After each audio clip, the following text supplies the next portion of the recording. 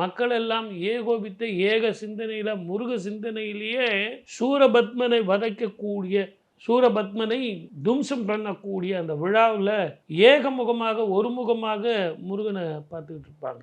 இதில் நீங்கள் கவனிக்கணும், இந்த நிகழ்ச்சியில் முருகனது எண்ணம் அந்த சூரபத்மனை கொல்வது அல்ல.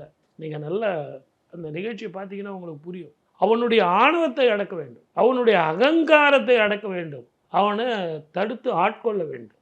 இதுதான் நீங்கள் சஷ்டி விரதத்தினுடைய மிகப்பெரிய ரகசியம். சூரபத்மனை வதம் செய்கிறார் அப்படின்னு இருக்கும். வதம் அப்படிங்கிறது அவனுடைய கொடூரமான எண்ணங்கள், கொடூர குணங்களை வதம் செய்கிறார ஒழிய அவன் மாமரமாக மாறிடுவான். மாமரமாக மாறின பிறகு மயிலும் சேவலுமாக இருந்து சேவலை கொடியிலையும் மயிலை வாகனமாகவும் வச்சுப்பார். தடுத்து ஆட்கொண்டு தவறு செய்தால் கூட தன் மக்களை தானே இறைவன் தண்டிக்க மாட்டான் அப்படிங்கிற மிகப்பெரிய தத்துவத்தை கொண்டது தான் சஷ்டி விரதம்.